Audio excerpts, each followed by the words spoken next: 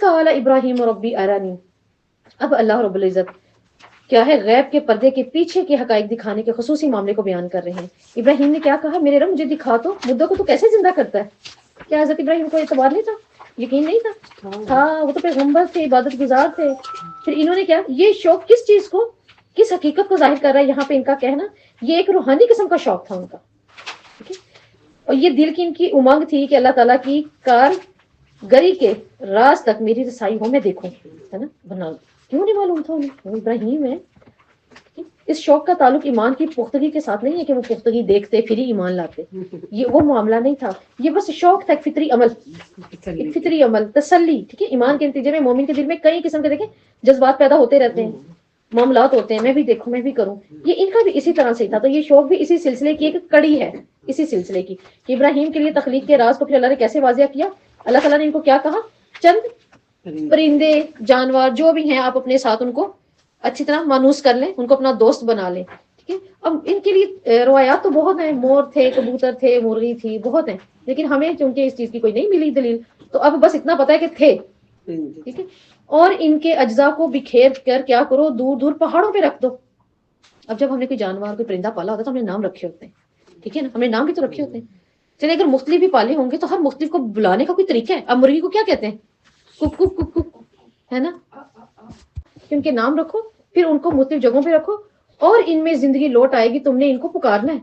اور پھر انہوں نے پکارا, اور آپ دیکھیں اس وقت کیسا عالم ہوگا کہ مختلف کو مختلف جگہوں پہ رکھا ہے. آخر ہر کسی کا ایک ایک جز اٹھ کے تیار ہو کے دوڑ کر آ رہا ہے نا, کہ ہاں اس نے ہمیں بلایا, ہمارے مالک نے, اور اسی پیار سے بھاگ کے آ رہا ہے, اسی پیار سے مانوس ہو گیا, اور ابراہیم کے ہاتھوں میں آ کے چھپ گیا اور فوری آئے. ٹھیک ہے, تو حضرت ابراہیم نے پھر کیا کیا, تخلیق کے اس راز کو بھی پایا, اللہ تعالیٰ نے ان کو دکھایا. تو اللہ تعالیٰ نے یہاں ہمیں بھی یہی چیز سمجھائی ہے کہ انسان کی عقل موت اور حیات کی حقیقت کو پانے سے قاصر ہے, وہ نہیں سوچ سکتی.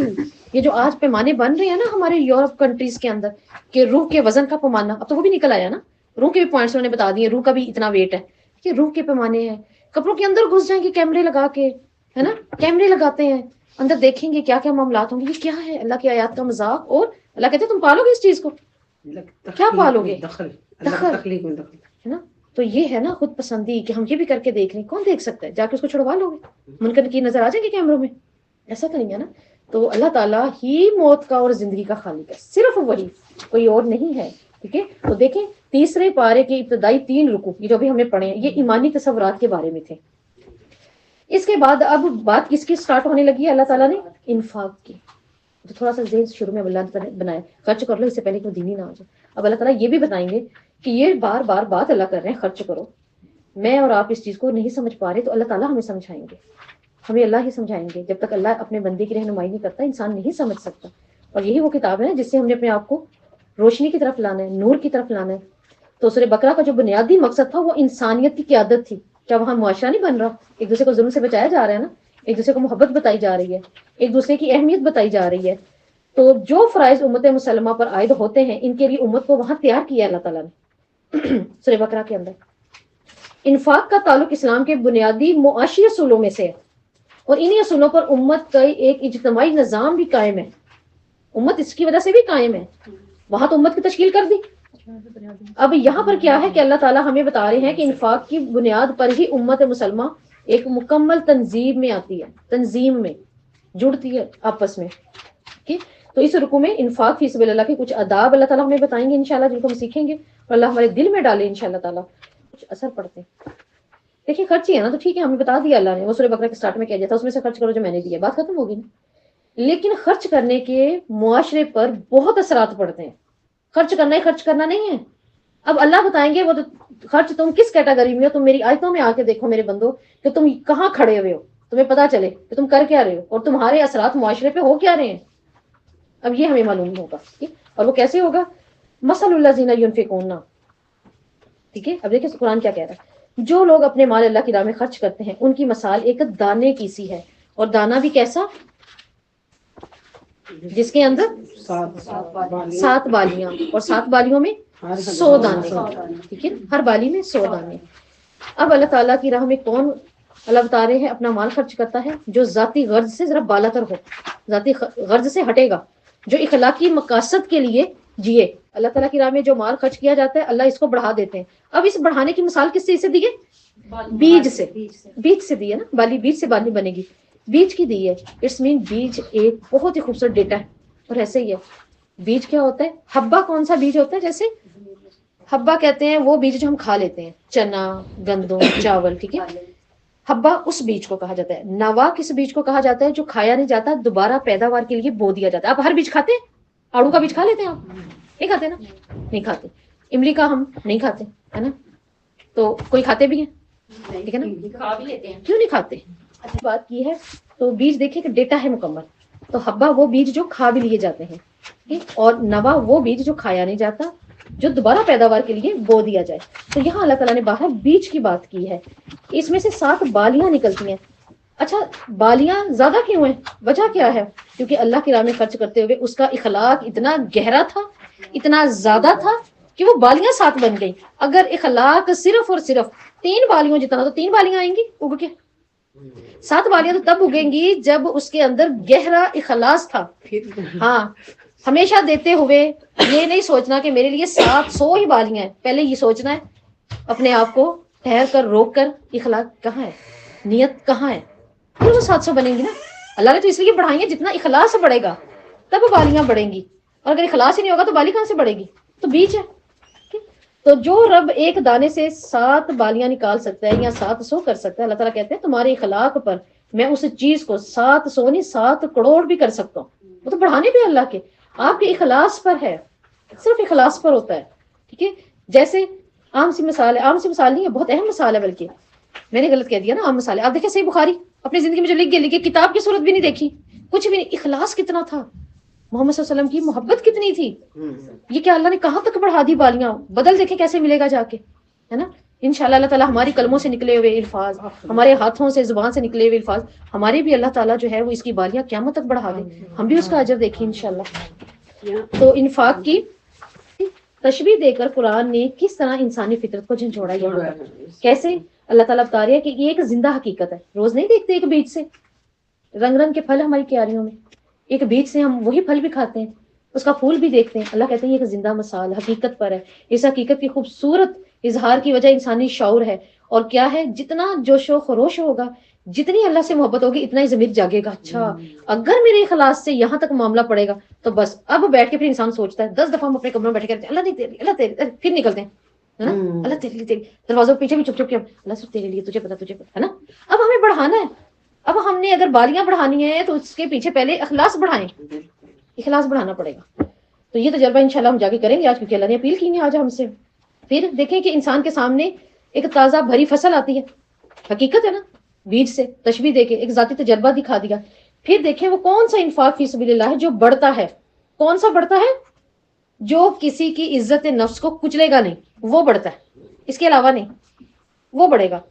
اس نے مجھ سے یہ لیا, میں نے یہ دیا, میں نے کیا, چلو میں نے کہا اس کو بھی, چلو میں نے کہا اس کو بھی فارغ کرو, اس کو بھی دو, نہیں ہے نا, ایسے نہیں. تو ہم انشاءاللہ ان آیتوں سے آج سیکھیں گے نا, تو انشاءاللہ اللہ تعالیٰ ہماری بہت آسانیاں کر دیں گے. کہ میں تو جب آپ یقین جانے صبح کے وقت ان آیات کو بیٹھ کے دیکھ رہی تھی نا, تو میں نے تو اس کو تھوڑی دیر کے لیے بند ہی کر دی. میں کہ اللہ تعالیٰ آپ نے مجھے بٹھا دینا, میں بتاؤں, لیکن ایسا کچھ ہو بھی تو صحیح نا میرے اندر. اللہ ہم کیسے جی رہے ہیں, کیوں نہیں ہماری 7 بالیاں ہوئی. اچھا پھر پتہ چلا ہاں نہیں اللہ آپ جو کہہ رہے ہیں نا ایسے ہوتا ہے, ایسے ہوتا ہے, ایسے ہوتا نہیں, ہم ایسے ہیں. اللہ میرے سے یہ ہوئی ہے, ٹھیک ہے نا. اپنے رب سے یہ معافی مانگی ہے اور مانگنی بھی ہے انشاءاللہ بار بار, تاکہ ہم دیکھیں بھول جائیں. ایک دعا کیا کریں بس, اپنی نیکی کرنے کے بعد فوری کہا کریں اللہ تعالیٰ مجھے میری نیکی بھلا دے. یقین جانے آپ بھول جائیں گے نا, وہ قائم رہ جاتی ہے. جو یاد رہتی ہے نا وہ کہیں نہ کہیں ٹکرا جاتی ہے. کہ وہ کون سا انفاق فی سبیل اللہ ہے جو بڑھتا ہے, جو کسی کی عزت نفس کو نہ کچلے. وہ انفاق جو محض اللہ کے لیے ہو اور کوئی مقصد اس کے سامنے نہ ہو, محض اللہ کے لیے ہو, کوئی اور مقصد نہ ہو اس کے سامنے. پھر انفاق کو بیج سے تشبیہ دے کر ہمیں کیا سمجھانے کی کوشش کی اللہ تعالیٰ یہاں پر, انسان کا عمل بیج کی طرح. دیکھیں ہم بھی تو کچھ لگاتے ہیں تو, ہے نا, ہم جو کر رہے ہیں وہ ہم بو ہی تو رہے ہیں, ہم آگے کے لیے تو بیج لگا رہے ہیں. تو اللہ تعالیٰ کہتے ہیں انسان کا عمل بھی کیا ہے, بیج کی طرح. اچھا بھی ہو سکتا ہے, برا بھی ہو سکتا ہے, زمین اچھی بھی ہو سکتی ہے, زمین بری بھی ہو سکتی ہے. تو جس نے جو ڈالنا ہے اس کے پاس اس کا وہی پھل آئے گا. کبھی ایسا نہیں ہوگا آپ آم کا بیج ڈالے اور آپ کی اس پہ کیوں آئے مینگو, ٹھیک ہے نا, اس پہ کیوں آئے اورنج, یہ تو مینگو کا تھا. تو ایسا نہیں ہو سکتا. اللہ تعالیٰ کہہ رہے جو جس نے بیجنا ہے اور آج ہم جو بیج اپنے لیے بوئیں گے وہی سامنے آئے گا. اب نیت کے بیج سب سے پہلے تو خالص نیت کے بیج کرنے پڑیں گے. اپنے دل کی زمین کو زرخیز کریں, اپنے سوچیں اب میں نے بیج لگانا ہے. یہ نہ ہو کہ اگر زمین اچھی نہ ہوئی تو میرا بیج تو رائے گاں چلا گیا. تو سب سے پہلے زمین, اور زمین کیا ہے؟ نیت. نیت تو دنیا کے لیے کیا جانے والا خرچ کس نیت کا ہوتا ہے جو اللہ تعالیٰ یہاں پہ بتا رہے ہیں. دنیا کے لیے کیا جانے والے کا بدل بھی دنیا ہی ہے, دنیا ہی ہے. لیکن اس حدیث کو یاد رکھیں ہمیشہ, 3 بڑے لوگوں سے جہنم کو بھڑکایا جائے گا, ایندھن بنیں گے. ایندھن سے کوئی چیز مسلسل جلتی ہے نا. کون سے؟ عالم, مال خرچ کرنے والا, شہید. اللہ تعالیٰ ان کو بلا بلا کے کیا پوچھیں گے؟ اللہ تعالیٰ کیا کیا میرے لیے؟ اللہ میں نے جان دی, میں تو جان لگا دی, میرے پاس دیکھیں ایک چیز سب سے قیمتی یہی تھی. اب اللہ کو تو پتا ہے نا. اللہ تعالیٰ کیا کہیں گے؟ نہیں, تو نے جن کے لیے کیا تھا وہاں تو واہ مل گئی, بورڈ بھی لگ گئے, سب کچھ ہو گیا, لہٰذا میرے لیے آج تو لوگوں کے سپرد نہیں جنت ملی. عالم کو اللہ میں نے علم اتنا خرچ کیا, دن رات کیا, اللہ تعالیٰ کہیں گے لوگوں کے لیے. مجھے شہرت ملتی, میرا نام ہوتا ہے نا, مجھے ایوارڈس ملتے, لوگوں سے مل گیا, لوگوں سے, لوگوں کے لیے تھے تم. اب کون آئے گا؟ تم نے کیا کیا؟ اللہ میں نے خرچ کیا, سب سے بڑی چیز تو خرچ کرنا تھی نا, وہ میں نے کیا آپ کی راہ میں. اللہ کہیں گے نہیں, لوگوں سے نام لینے کے لیے, لہٰذا وہ مل تو گیا دنیا میں, اب سائڈ پر ہو جاؤ. تو دنیا کا بدل دنیا میں ہے. یہ یاد رکھنا ہے ہمیں کہ ہم نے جو نیت کرنی ہے نا وہ آخرت کے لیے. سب کچھ دنیا میں ہی ہوتا ہے, لیکن اس کی ہماری صرف نیت اسے آخرت میں پہنچا دیتی ہے. ہوتا وہ دنیا ہی کے لیے, نیت آخرت میں پہنچائے گی. تو آخرت کے لیے کیے جانے والا خرچ وہ کس نوعیت کا ہوتا ہے جو اللہ تعالیٰ ہمیں بتا رہے ہیں؟ وہ کس نوعیت کا ہوتا ہے؟ اس میں احسان نہیں ہے, احسان نہیں ہوگا اس میں, ہے نا. کبھی اس کے دل میں نہیں آیا میرے لیے کچھ کر لے, اتنا کرتی ہوں اتنا کرتی, اس نے تو کیا نہیں, دیکھنا یہ دیکھنا وہ, ایسے نہیں, کوئی بات نہیں. کچھ اچھا ہے کوئی بات نہیں, کچھ برا ہے کوئی بات نہیں. دیکھیں آپ صلی اللہ علیہ وسلم سے ایک آدمی بہت محبت کرتا تھا. وہ اپنے گاؤں سے جب بھی آتا تھا نا تو کھکھڑیاں خربوزے لے کر آتا تھا. تو ایک دفعہ آپ صلی اللہ علیہ وسلم نے کھایا, ایک کھا لیا, دوسرا بھی کھا لیا, تیسرا جب چوتھا کھانے لگے تو صحابہ کہتے ہیں یا رسول اللہ وسلم کبھی ایسا نہیں ہوا کہ آپ ہمیں نہ پوچھیں, یعنی یہ تو آپ کے اخلاق میں ہی نہیں ہے یہ بات کہ آپ ہم سب میں سے کسی کو پوچھیں نا. اور اگر کوئی بڑا بیٹھا تو آپ دائیں سے کر لیتے شروع, اور اگر کوئی بچہ بیٹھا ہے تو آپ بڑے سے اجازت لے کے دائیں سے شروع, لیکن آپ دیتے. تو ایسا کیا کہ آج آپ نے ایسا کچھ کیا ہی نہیں. تو آپ صلی اللہ علیہ وسلم نے فرمایا کیا کہ وہ میرے لیے لے کر آیا, اسے خرچ کیا نا اللہ کی راہ میں, مجھے تحفہ دیا, تو میں نے اس کی پہلی کھکڑی کھائی. جب وہ چلا گیا, جب تک وہ بیٹھا رہا بیچ میں, آپ صلی اللہ علیہ وسلم مسکرا کے چوتھی تک کھاتے رہے.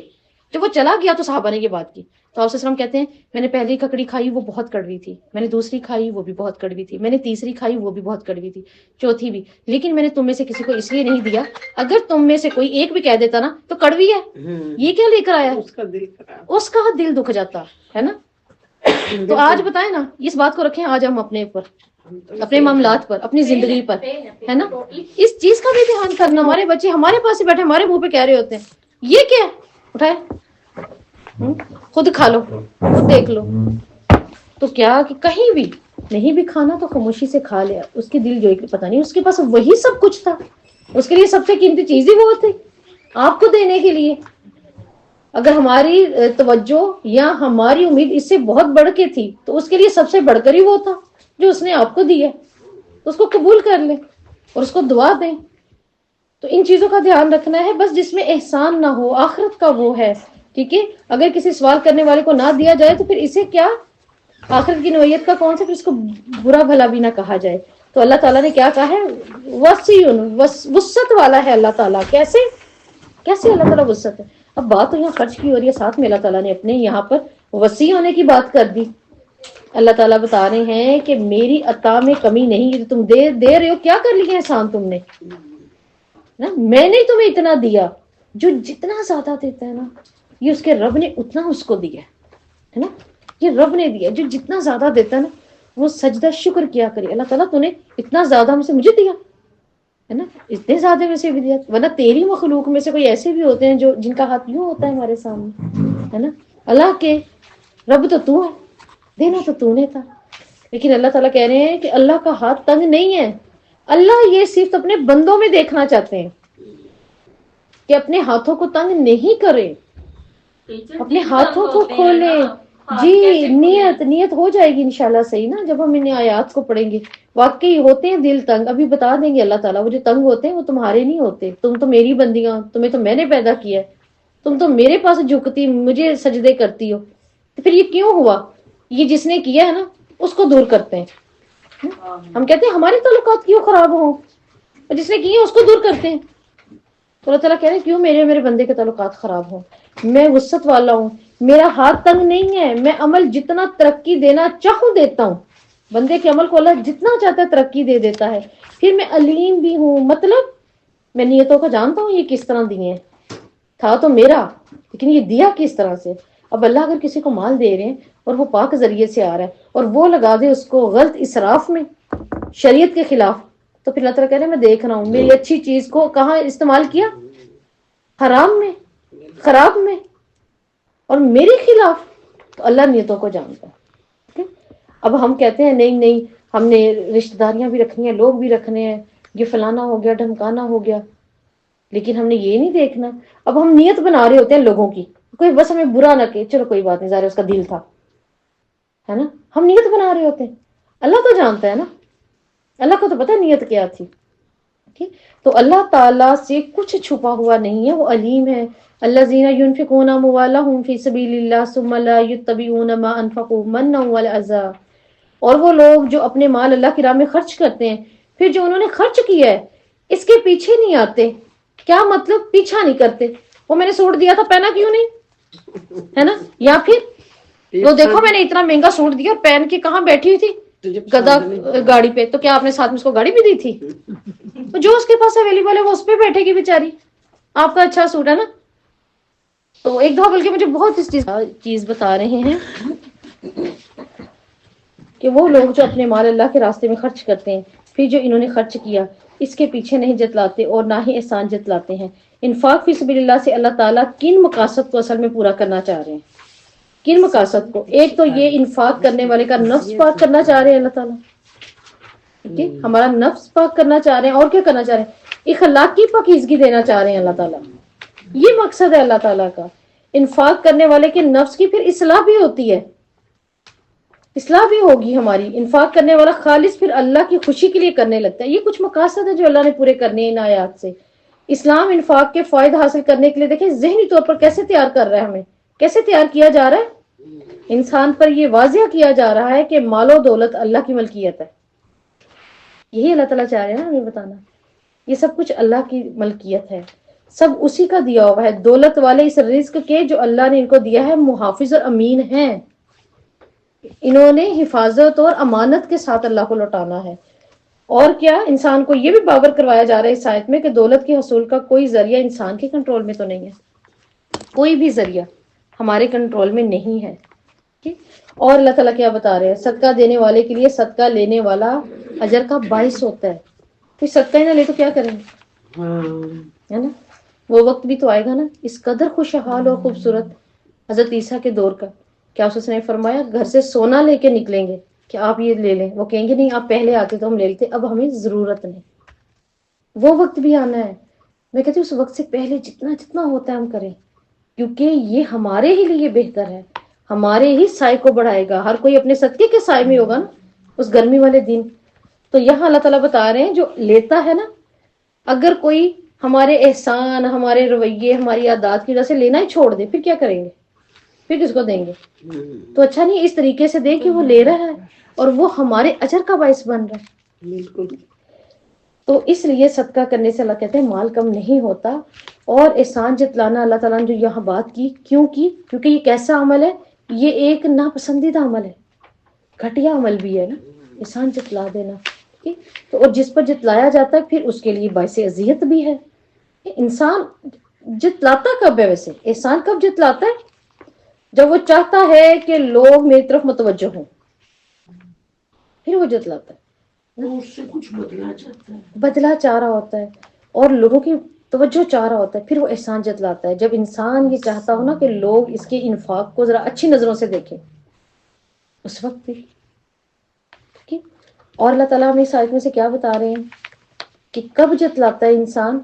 تب جب اس کا دل غرور میں آئے، تکبر میں آ جائے کہ میں کر رہا ہوں، میں کر سکتا ہوں، وہ بھی کر کے دکھائیں نا، ہے نا، دے کے دکھائیں نا، یہ اس وقت یہ ساری باتیں اللہ تعالیٰ ہماری بہت خوبصورت طریقے سے پرورش کر رہے ہیں، تربیت کر رہے ہیں ان آیتوں کے ذریعے، ورنہ ہم نہ جان پاتے تو۔ لیکن الحمدللہ کہ اللہ تعالیٰ ہمیں پاک کر رہے ہیں نا ہمارے نفس کو۔ تو جس پر احسان جتلایا جاتا ہے پھر اس کی کیفیت کیا ہوتی ہے؟ جو اللہ نے کہا کہ یہ میری پسندیدہ نہیں، یہ اچھا عمل نہیں، اس کی کیفیت کیا ہوتی ہے؟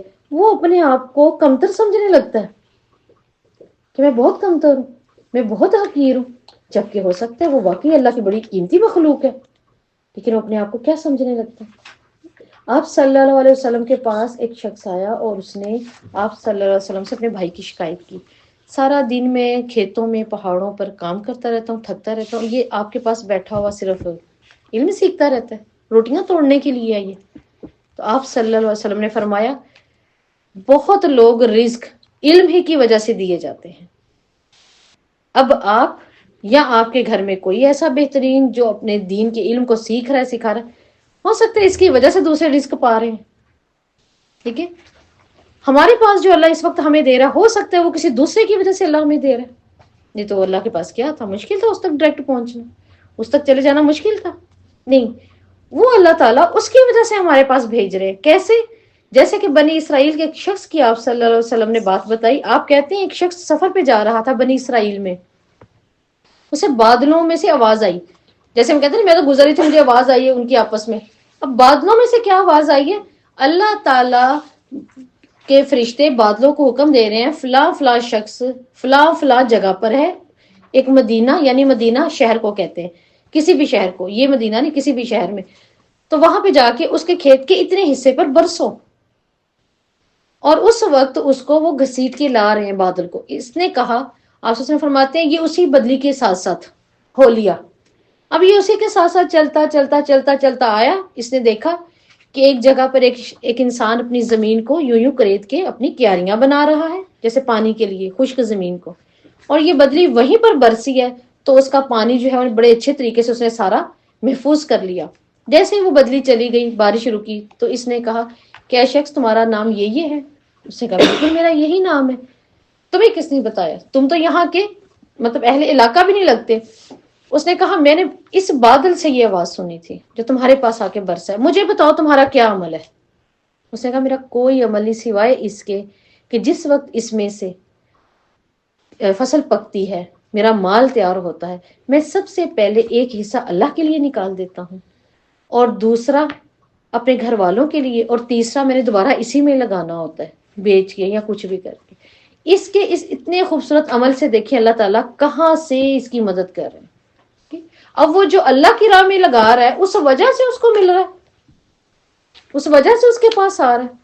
آج ہم جہاں کہیں بھی اللہ کی خاطر یہ معاملہ لے کے چل رہے ہوتے ہیں، یقیناً یہ اس کی وجہ سے ہمیں مل رہا ہے، ورنہ اس تک اور بہت ذرائع تھے، ہم سے بہترین بہترین لوگ دنیا میں بیٹھے، اللہ ان کے ہاتھ سے دلوائے، اللہ ان سے کروا دے یہ کام، یہ ہم ہی سے کیوں؟ کبھی اپنی ذات کو ہم نے غور کیا، اللہ یہ کام آپ نے میرے سے کروایا، اللہ یہ بات میری ذہن میں آئی، میرے ہاتھ سے گیا، یہ مشورہ، یہ بات، یہ معاملہ تو چاہتا کسی سے بھی کرواتا، اس کا مطلب تو کسی کے ذریعے میرے ساتھ مہربان ہے، اور وہ مہربانی پھر انسان نے ختم نہیں کرنی کبھی بھی۔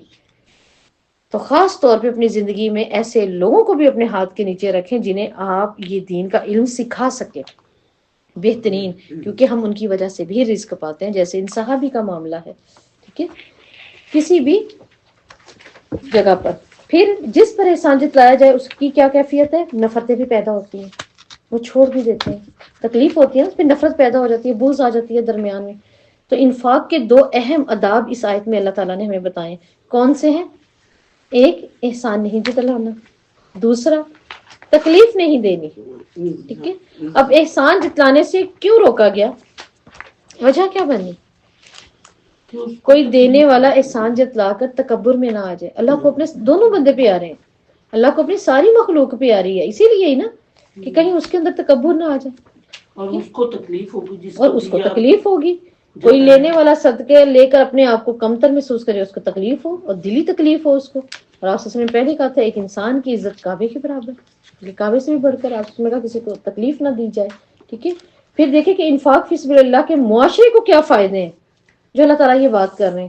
معاشرے کے افراد میں نا آپس میں ہمدردی بڑھتی ہے، ٹھیک ہے، محبت بڑھتی ہے، ایک دوسرے کی ضروریات پوری ہونے میں آسانی ہوتی ہے۔ پھر صدقہ کرنے والے کو کس چیز کا خوف نہیں ہوگا؟ جو اللہ کہہ رہے ہیں وَلَا خَوْفٌ عَلَيْهِمْ وَلَا هُمْ يَحْزَنُونَ، کس چیز کا خوف نہیں ہے؟ میرا مال کم نہیں ہوگا، ہے نا، اس کو خوف نہیں ہے، یہ کم نہیں ہوگا میرا مال، اور کیا خوف نہیں ہے؟ میرا اجر ضائع نہیں ہوگا، نیت خالص ہے، میرا اجر ضائع نہیں ہوگا، اور کیا دنیا میں کوئی اور غم نہیں ہوگا، یہ بھی اس کو معلوم ہوتا ہے کہ اللہ مجھے کسی بڑی مصیبت میں مبتلا نہیں کریں گے، ٹھیک ہے؟ تو یہاں پر انفاق کرنے والے کے لیے ولا خوف علیہم، اس پر خوف نہیں ہوگا، نہ اس کو کسی کے ساتھ دشمنی ہوگی، نہ اس کے اجر ضائع ہونے کا، نہ وہ غمگین ہوگا۔ کیا مطلب وہ غمگین نہیں ہوگا؟ مال کے جانے کا غم نہیں ہے کہ مال چلا گیا۔ کچھ غم ایسے بھی ہوتے ہیں نا، دینے سے لاحق ہو جاتے ہیں، میں نے دے دیا ہے نا، میں نہ دیا ہوتا، یہ نہ کیا ہوتا، وہ اللہ کہتے ہیں وہ بھی نہیں ہوگا، وہ بھی اس کے دل میں نہیں آگا۔ آخرت کے برے انجام کی کوئی چیز کو پریشان نہیں کرے گی، وہ مطمئن رہے گا۔ پھر انفاق کے انفرادی کیا فوائد ہو سکتے ہیں؟ یہ تو تھے معاشرتی، ٹھیک ہے نا، اور انفرادی کیا ہو سکتے ہیں؟ اللہ تعالیٰ کیا کہتے ہیں کہ تم جو بھی آگے بھیجو گے اپنی جانوں کے لیے پالو گے۔ انفرادی یہی ہے کہ جو مال آگے بھیجا ہے اللہ کے ہاں پالو گے، اور وہ مال کیا کرے گا؟ تمہاری برائیوں کو تم سے دور کر دے گا۔ وَيُكَفِّرْ عَنْكُم مِّن سَيِّئَاتِكُم، سورہ بقرہ میں پیچھے ہم پڑھ کے آئے کہ اللہ تمہاری دور کر دے گا انفاق سے برائیوں کو۔ پھر اس کے معاشی فوائد کیا ہیں؟ سود ختم ہوتا ہے، سود ختم ہو جائے گا نا۔ دیکھیں جب ہم صدقات اور زکوٰۃ کے ذریعے دوسرے کے لیے آسانی کریں گے تو کوئی سود کی طرف نہیں جائے گا۔ پھر انفاق کے پروگرام کا مقصد کیا ہے اللہ کا؟ یہ جو ہم نے اتنی لمبی آیت پڑھی ہے، اللہ تعالیٰ کا کوئی مقصد ہے اس کے پیچھے، اور وہ یہ آیت ہمیں بتا رہی ہے۔ وہ مقصد ہے انسانیت کی فلاح۔ اللہ کو اپنے انسان اتنے پیارے ہیں، انسانیت کی اللہ تعالیٰ فلاح چاہتے ہیں، ان کی بہتری چاہتے ہیں، ان کی زندگی کو اچھے منہج پہ دیکھنا چاہتے ہیں۔ پھر اس کے معاشرتی فوائد کیا ہیں؟ معاشرتی فائدے بھی ہم دیکھیں تو کیا ہے؟ بے روزگاری ختم ہو جاتی ہے، ٹھیک ہے؟ اور کیا ہوتا ہے؟ جرائم یہ نہیں پروان چڑھتے، اور کیا ہوتا ہے؟ اخلاق بہتر ہو جاتے ہیں، اور کیا ہوگا؟ دین کے کام کرنے لگیں گے انسان، دین کے کاموں میں بہتری آئے گی، دنیاوی کاموں میں معاش میں بہتری آئے گی، جہاد فی سبیل اللہ کے ذریعے دشمن پر غلبہ پایا جائے گا جب اللہ کی راہ میں خرچ کیا جاتا ہے، ٹھیک ہے؟